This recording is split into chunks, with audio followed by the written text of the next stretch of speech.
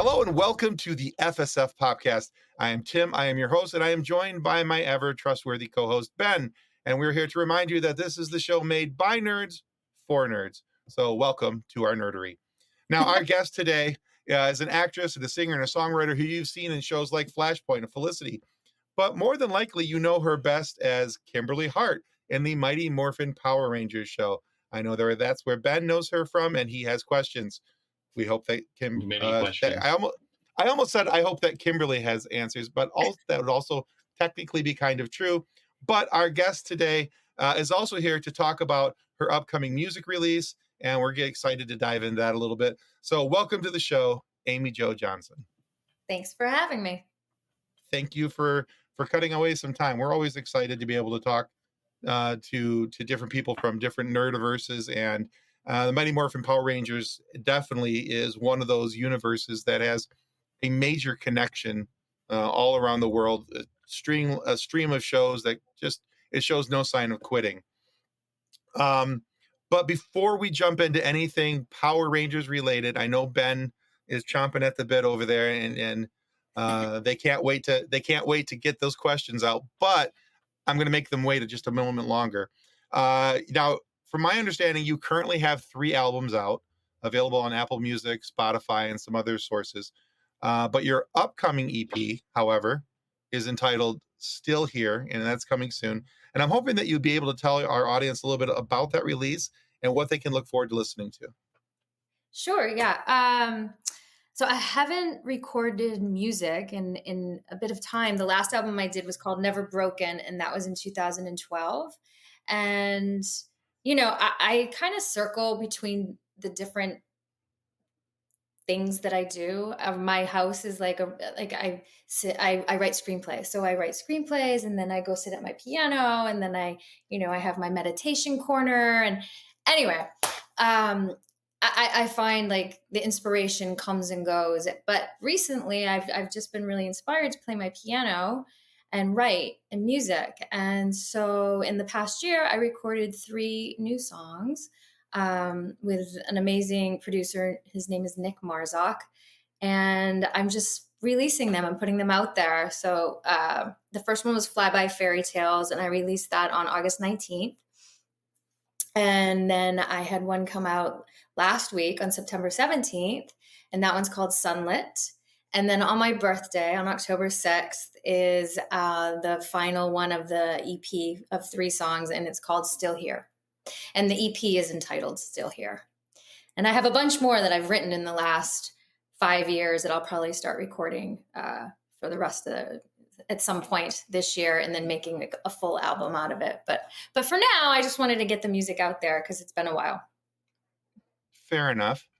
Yeah. So has your interest in music, is that something that's grown over time, or is that something that's always been there, even with the acting and directing and everything else? It's always been this sort of cathartic place where I go and write. A lot of the lyrics come from my journals. Actually, Fly By Fairy Tales is one of the first songs I ever wrote on guitar. But then I just revisited the lyrics and the songs and rewrote it on the piano. And the meaning of the song back in the day when I was, 22 years old, was really about pining over this certain boy that I pined over for like 23 years. But now it's sort of evolved into this like never ending wait for, as a filmmaker, it's just so hard to get a movie off the ground. So it's sort of like, it's that spin for me, but the lyrics really translated and the emotions translated in where I am now in my life. And then Sunlit, I wrote during the pandemic, actually. And that one is really about perseverance and perspective and just finding the positivity and the light. When it's a cloudy day, there's the sun's still shining up there. And then Still Here was actually a song I wrote a very long time ago as well, in 1998, right after my mom died, right after I got divorced, or I wasn't married yet, but my relationship fell apart. I was engaged to be married. My whole life was sort of upended. And I wrote this song called Still Here on guitar. And after JDF died, who played Jason, played Tommy on Power Rangers, um, I re I started looking at those lyrics again, and really, and they resonated with me again. And after the pandemic, and we've all gone through so much, um, and losing Jason was a really huge deal for me. And that sort of, I don't know, just the lyrics. I'm in a very different place in my life than I was, 30 years ago or 25 years ago when I first wrote the song, but they resonate now in a different way from where I am now. Anyway, maybe that's way too much information for all you guys, but um, No. Oh, I that's love what it. songs are. Yeah. No, I like that you talk about how there's a change in how a song resonates. Now, I'm not a songwriter by any stretch of the imagination. I'm yeah, but Are you a I musician? have Do you play? no, Oh. no. I like to sing. I'll make your ears bleed, but I do like to sing. Uh, but one of the things I appreciate, I'm a huge lover of music. I have a lot of musicians in my family, actually, a lot of very, very talented musicians in my family. But one of the things I've always appreciated about music is that when a song is good and the lyrics are good, that it's something that you carry with you over time. It's not just, oh, golly, there's a reason why some songs, even though they're one hit wonders, why they last for so long, because the song resonates for different reasons over time. And so I do like hearing that even for yourself personally, you're finding different meanings in your music as you age, as your life conditions change, as things become different for you. To me, that's just it's an indication of the strength of your lyrics. So Yeah, that's cool. Or just I don't know, like the evolution of a person, right? We just keep on yeah, growing well, and sure. changing, but yet fundamentally, like the our fear, or like we're fundamentally, we're always the same, but maybe we just evolve. Like, instead of pining over a boy, not that I'm pining over making a movie, but it's the same sort of, like, that's that, like, I that aspect of my life is fulfilled with the boyfriend that I have, Hmm. Matt. But making a movie is the thing that, like, is the thing that makes me crazy, because you guys, it's so hard to get a movie off the ground.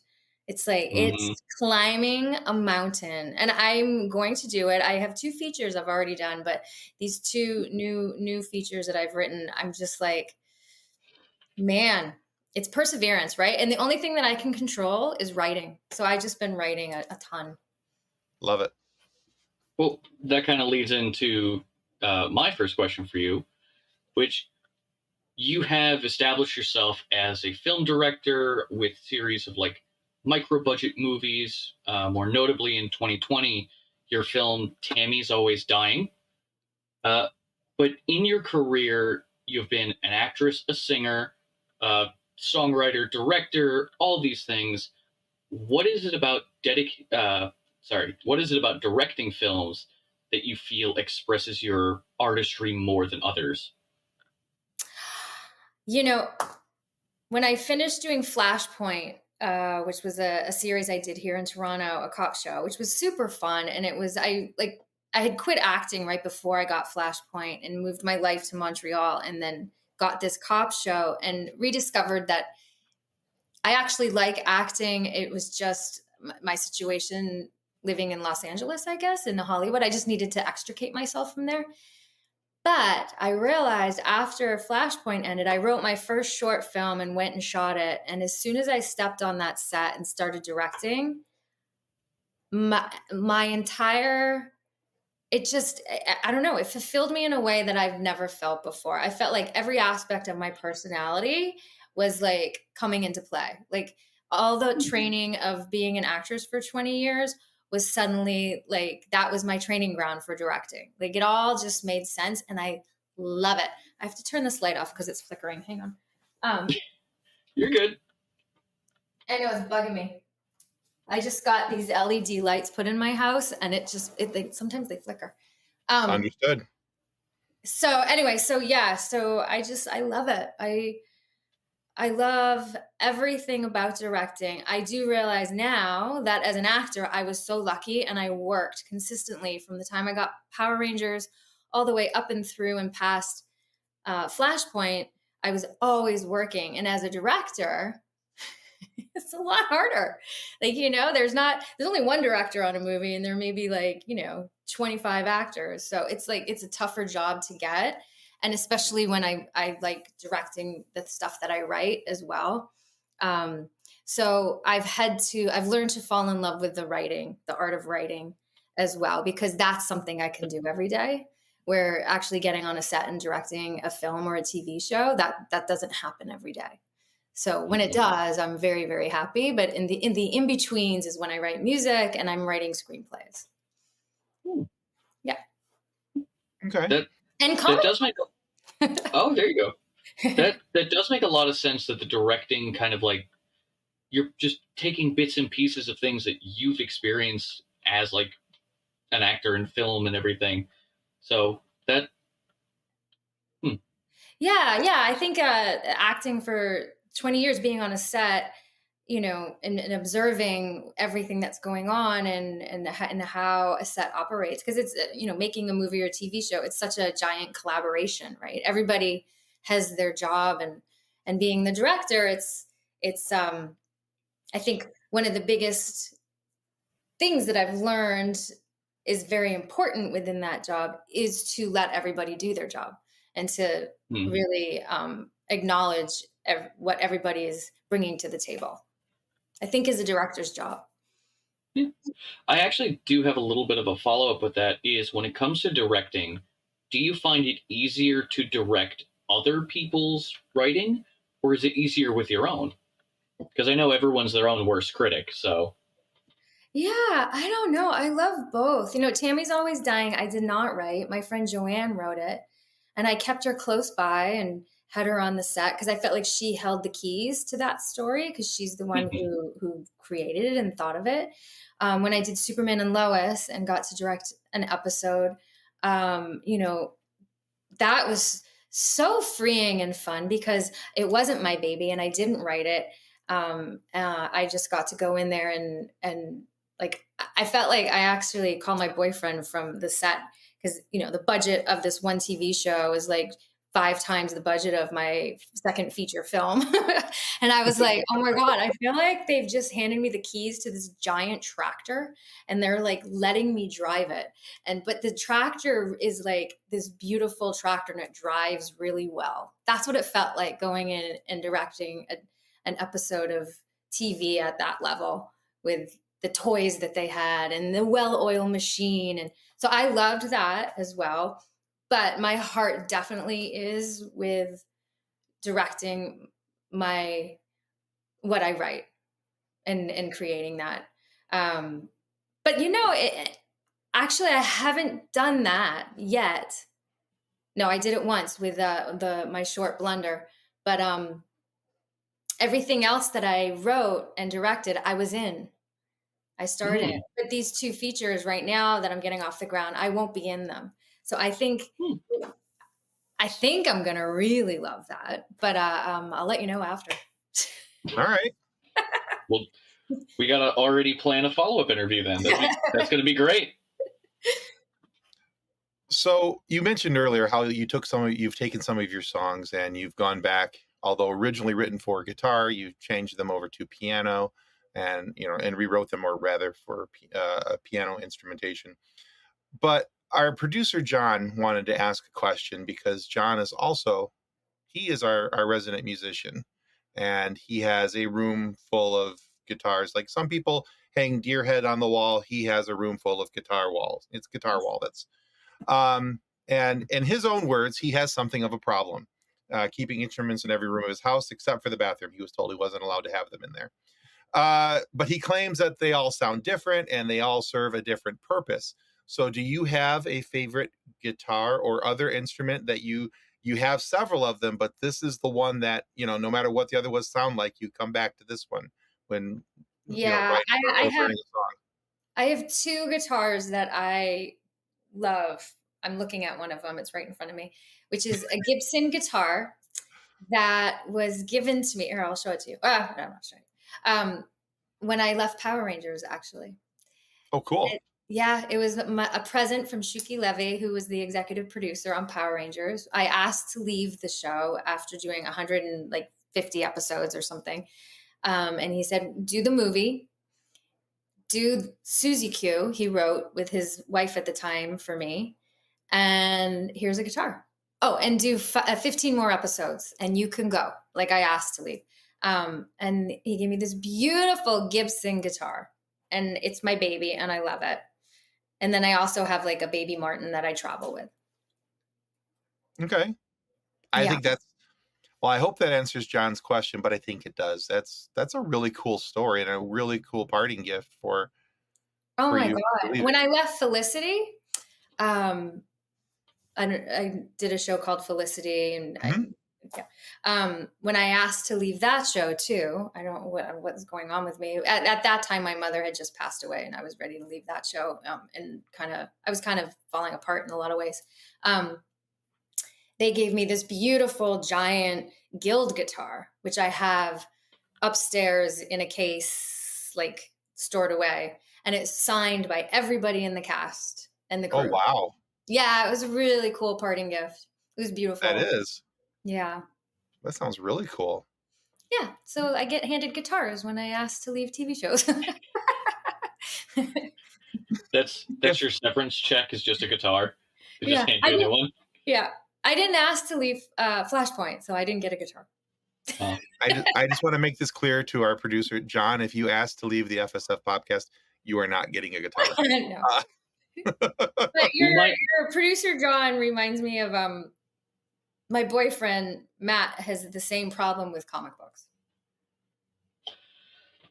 I wonder. Do you guys have that problem too? I mean, he has. Maybe not with comic books, but Tim, how many Funko Pops do you have? Oh yeah. Oh, there you go. that's yeah. That's just what's visible. Currently, just under 250. And what's your favorite one? Oh, that's real easy. My favorite is from Star Wars. It's Star Wars Rebels, Old Man Captain Rex. Nice. Without a doubt, hands down, that is my absolute favorite. Nice. Is it signed or anything by anybody? Oh God, I wish. Yeah. I need to meet Tamura Morris so I can giggle profusely and be like, and just hold it out to him with a Sharpie, like, and hope that he understands what that means. Yeah, and hope that he understands that one. Or if I ever get, we've had the delight of having Sam Witwer on the show a couple times, and he voices Darth Maul from Star Wars, which is one of my all-time favorite characters, and that would also equally be a highly giggly moment for Tim. So. I only want to be there to watch Tim completely freak out. It'd be a mess. It'd be an absolute mess. I am containing my mess because I am a huge Mighty Morphin fan. It was my childhood. Everything about it. And you did bring it up, so you have opened this Pandora's box of Power Rangers questions now. Did you get to read The Return? I have not yet. Do you know what it is? I do not. I have unfortunately. Look at this. Hang on. Oh, I'm excited. Okay, hang on. Okay, so a couple things. Oh, that's a script book. Anyway, The Return is Mighty Morphin Power Rangers, The Return. I wrote it with Matt. It's through Boom Studios. Hasbro approved, blah, blah, blah. 4 issues of a comic book. I wrote what would happen if the original 5 Rangers stayed together. Where would they be now? So that was my gesture to the franchise for the 30th anniversary. And so they just came out this year. Issue 4 just came out in July.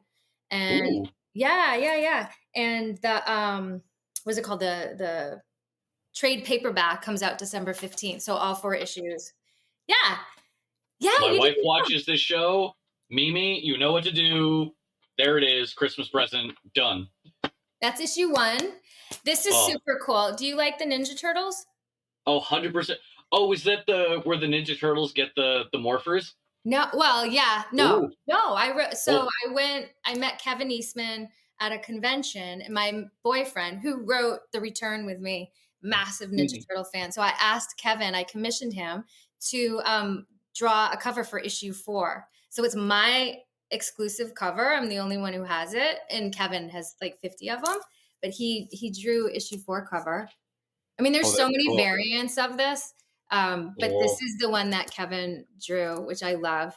And I just saw him at Granite Con, and he actually gifted me the original artwork for this, which Oh, is how cool. so beautiful and so cool. But we created characters, and basically, in a gist, it's Tommy. Well, I won't tell you the whole story because you have to read it. But Tommy and Kimberly had a baby, and her name is Olivia Oh. Hart. Her name's Olivia. Oh. Yeah. Nice. But it's pretty epic, and it's pretty crazy stuff. I want you to read it, and then I want to hear from you what you think about it. Oh, 100%. That That's going to I'm happen. gonna. I am more than likely going to get the trade paperback. trade. Yeah. I'm going to get the trade more than likely for Christmas, but I'm also very secretly going to get all 4 individual issues just to have them as well. This is my favorite cover. Hang on. Oh, Sorry, guys. no, sorry. Oh, no. This is exciting. I'm happy about this. It's Power Rangers. All right. So, do you know who Jenny Frison is?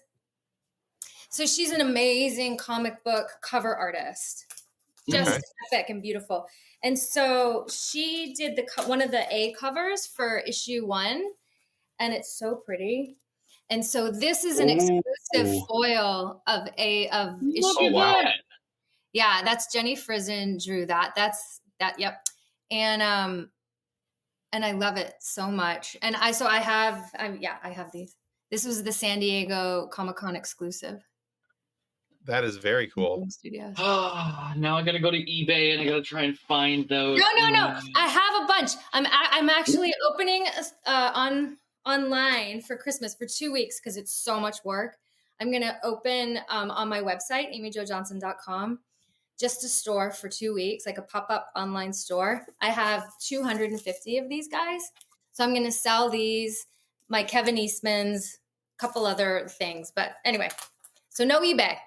Come to I will go directly to you. .com pop-up store and get your Jenny Frison. That's awesome. Absolutely will, because those things are beautiful.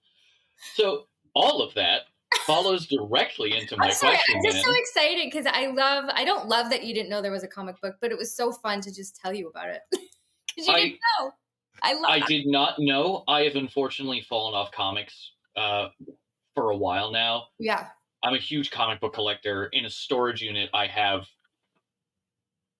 thousands of comics at this point, ranging from old ones my dad had all the way to stuff from like at least up to 2016, give or take. Yeah. But once the pandemic hit, I fell off because everything just went crazy. So very difficult to get back into it. It ebbs and flows. You'll come back to it at some point. Oh, 100%. I mean, more than likely, this is the revival of the comic collection. This is the jump start. The paddles return. And the clear. It's called The Return too. This is The Return. So appropriately named for what it's about to happen. But with all of this being said, with everything that you just showed off, which I am so excited about, Power Rangers, Mighty Morphin, what does it mean to be part of such a massive IP and to have such a major role in it? How have you interacted with fans over the years?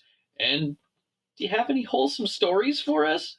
We've interviewed a couple Power Rangers so far, and all of them have heart-wrenching stories that we want and need to hear. Oh, yeah. I really feel that Power Rangers has been a giant blessing in my life. Honestly, for real. It was my first gig as an actor. And then at the time, I had no idea the impact it was making on so many kids. Honestly, it was a gig for me, right? Wearing pink spandex on national television. It was like I had no idea what was actually happening. And probably not until about 10 years ago when I went to go make my first short film.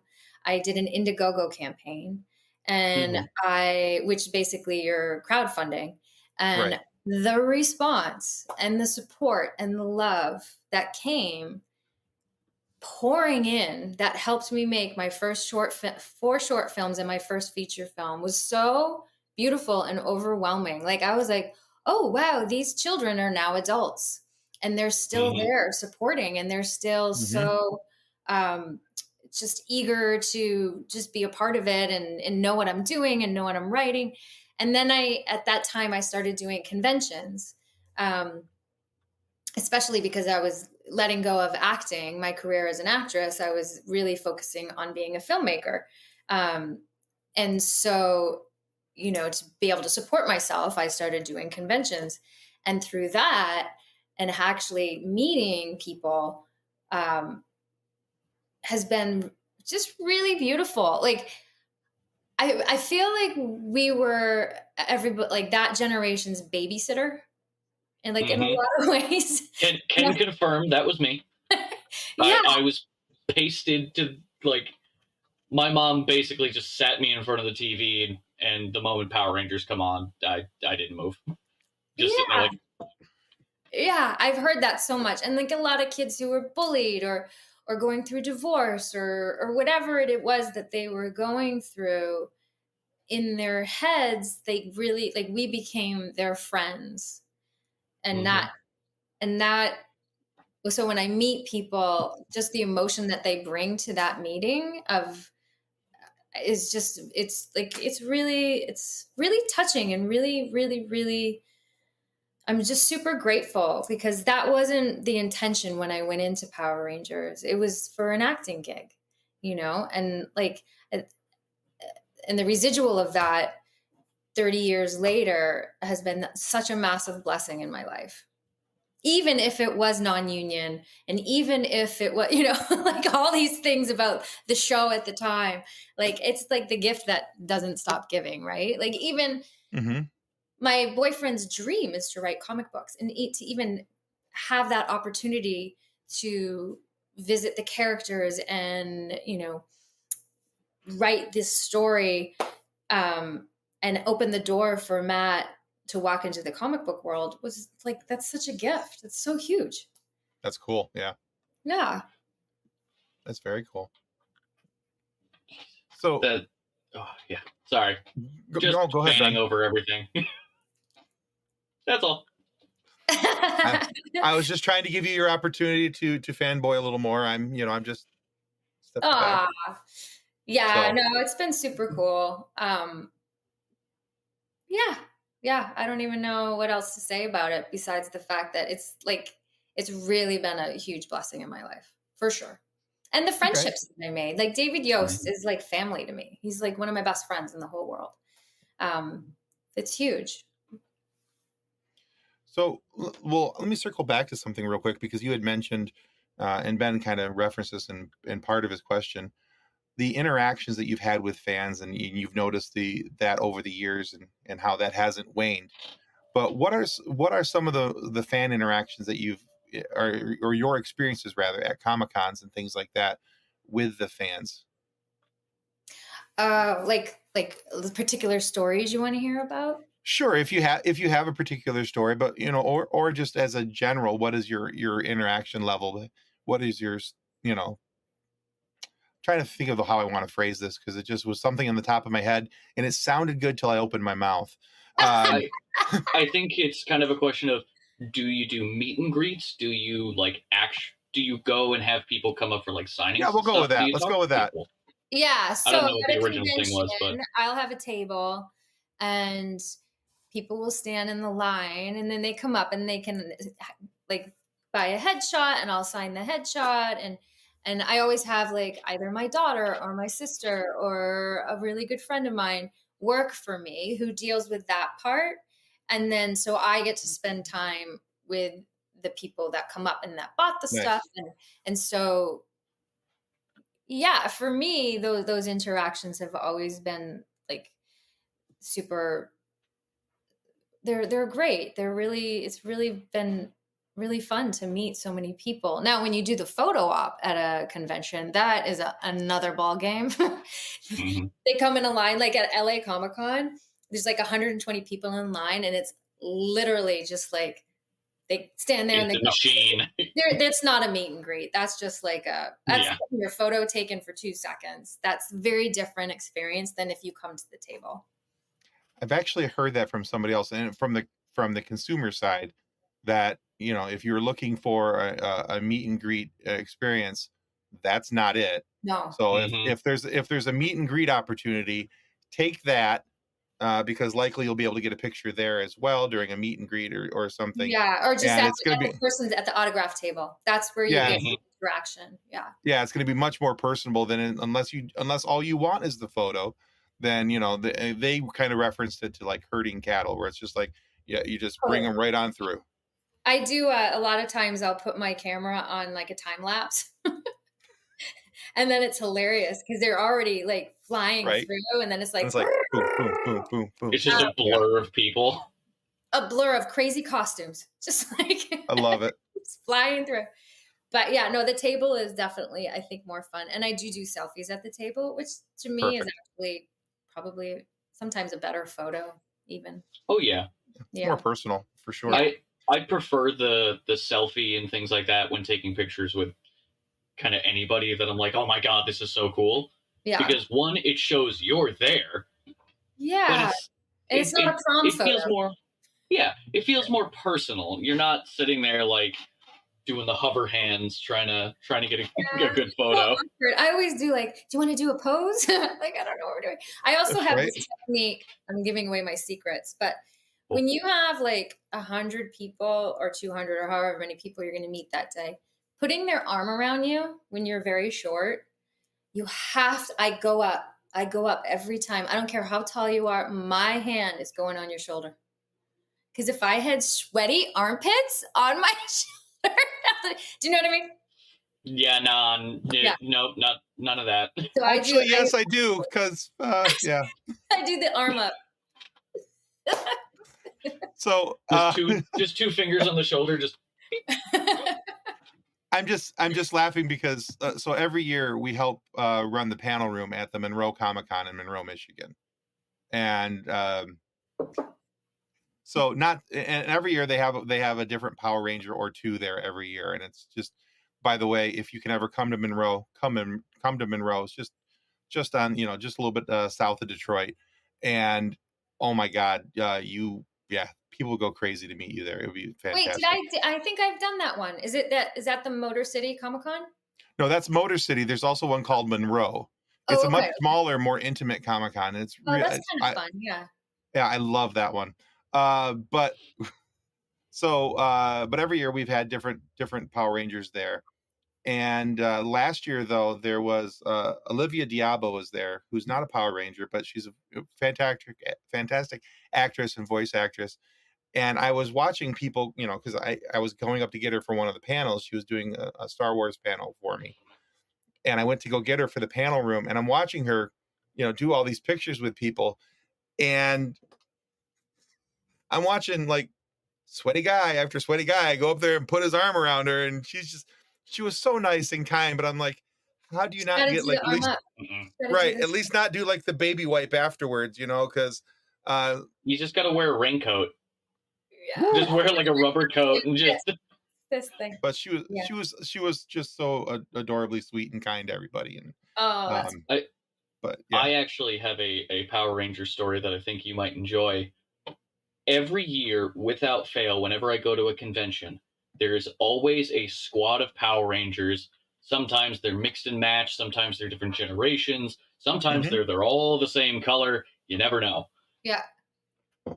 Without fail, all of their things will break. Like I always- cosplay. Yep. Okay. I always go around with a bunch of repair stuff. So I have sewing kits, hot glue guns, super glue, all this stuff. I Look at remember you. specifically it was 2019 in New York Comic Con. There were 30 Power Rangers in a group, and I'm sitting there going to each and every one, this one's belt broke. Let me sew this back on. Oh, your gun is broken. Let me glue that back together. Your sword snapped. Here's some tape. Oh, God. I must have been repairing them for a solid hour. Yeah. And then later in the day, as we're leaving, because I'm dressed as Captain America during all of that, I just hear, Cap, Cap! And there's another Power Ranger with a broken sword running at me, full speed. They're like, we're doing a Power Rangers photo shoot, help me. Oh my God. Look at you. You come prepared. He does. Yeah, for sure. yeah. But I will never turn down a Power Ranger. I've had to tell other people, I'm like, hey, I need a minute, give me a second. I ran out of stuff. Yeah. If one of the Power Rangers comes up, I mean, everything that Mighty Morphin and Dino Thunder and all the other Power Rangers that I've watched over the years, they've helped me so much. This is me giving back. Aww, that's so beautiful. All right, so Amy Jo, I have one more question I want to ask you, and this just popped into my head because, we were talking about all these different Power Rangers, and I talked about Monroe Comic Con. So this past year we had Jordan T. Fight, who's on Cosmic Thunder or Cosmic Fury and Dino Fury, some of the more current iterations. But one of the questions I asked him at our panel room, and I want to ask you this because he was talking about how he, in high school, he was an athlete and all these different things. Did you have some type of martial arts background before you started on the show, or did you have to kind of learn some basics as you went along to be able to play the part? So I was a gymnast. So I did gymnastics for 10 years as a child and went to Europe competing and stuff. So that's really what landed me the role of Kimberly, was the fact that I could do backflips and back handsprings and all that. And then we trained a lot. I had never really done martial arts. And so it was really fun when JDF landed the role and came on board, because he was a teacher, right? And so there was the stunt people were teaching us and stuff. But I just really remember Jason just being really, really giving in that way of like showing his stuff and teaching and we just kind of faked it. Like me and David Yost just like made up our own kind of like back handsprings into jump kicks and stuff. And we did a lot of training and stuff, but I would never call myself a martial artist because I've never had martial arts formal training. Fair. But Fair. We learned the Hollywood style, which was fun to watch JDF have to learn the Hollywood style because he was a real martial artist. And so that took a minute for him. Going from legit martial arts to like you're doing it for Hollywood. Yeah, exactly. Yeah, it was fun to actually watch him suddenly. All of a sudden, he could do like a backflip and kick and stuff because he was watching me and David do our backflips, and so I remember he really he pizzazzed up the martial arts he already knew by incorporating gymnastics into it. It was pretty cool. Actually, interesting little side thing, and then we'll get into the final question.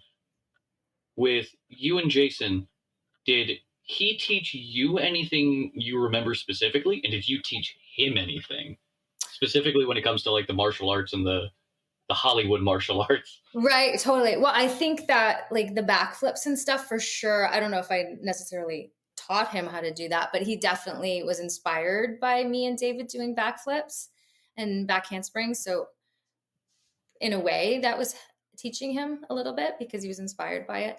But for sure, even like the sounds he would make doing the martial arts, like I'd never done that before. And so that I don't even know if I could do it right now, guys. I'm not even going to try because it's been 30 years, but those noises were very new to me, but I really feel like they helped sell what was happening with the hayas and the I don't know what he was doing, but stuff like that. And then for sure, like the jump twist kicks and all that stuff. I don't know. We would practice for hours. I just remember constantly rehearsing and choreographing and practicing with the stunt team and the coordinator. And like, that was like just a giant part of at least the first generation for us. We did a lot of our own stuff. Okay. Yeah. Very cool. Yeah. All right, Amy Jo, one final question. We call this the silly question. You can answer it as serious or silly as you like. Okay. Amy Jo Johnson, what's your favorite dinosaur? Pterodactyl, of course. It Well, actually we had to try. is, though, right? It flies. Fair I enough. think we kind of knew the answer to that one, but we usually ask that because no one asks adults that anymore. Yeah. What's your favorite dinosaur? What's yours? So mine is a hilariously named one. It is the Therizinosaur. Okay. They have these like 12-inch long claws, and it is referred to as the tickle chicken. Oh, ew, it sounds There's creepy. no Yeah, tickling. a little bit. Yeah. There's no tickling. I don't know if I like that. Triceratops over here. Just Ah, normal classics. nice. That's cute. Yeah, triple rhino. All right. Cool. All right, Amy Jo. Yeah, This well, has nice to been- chat with you guys. I just want to say Oh. a couple things. Oh, yeah. Number one, October 30th on my Instagram Live, me and David Yost love to read the comic book and Mighty Morphin Power Rangers: The Return. We've already done issue 1, issue 2, and issue 3, and we haven't done issue 4 yet. So we're going to read on my Instagram Live at 7 p.m. Eastern Time, October 30th, issue 4 of Mighty Morphin Power Rangers: The Return. David likes to wear costumes and things. It's quite fun. And then also my website is amyjojohnson.com. And on there is a calendar with any conventions that I'm up to, my movies, the music, everything is on my website, and it's amyjojohnson.com. All right. Fantastic. Thank you so much. We're going to We'll put make all sure those that- in the show notes Yeah. below. Cool. Yeah, we'll make sure that all gets covered down there so people can know where to find you. And so, guys, just as a reminder, want to just throw this out there. If you haven't already subscribed, now is that prime opportunity to click the like and subscribe button that producer John is no doubt putting on the screen right about now. But if you haven't done that, please do it, because it helps us be able to get more and amazing guests like Amy Jo here today to come on and share these awesome stories and have time to share some laughs and a good conversation. So go check out Amy Jo's stuff. Make sure that you're tuning into her Instagram Live on October 30th for that comic book read. I know I will be. I can guarantee you that Ben will be, because that just sounds like a heckin' good time. So, but yeah, go check out Amy Jo's stuff on her Instagram. You can go to her website and everything else. But When does yeah, this go air? subscribe. Give us a couple weeks and it'll be out. Okay, cool. So Oh. so still here, my new song will be out there. Yes. And we'll have a link for that down below as well.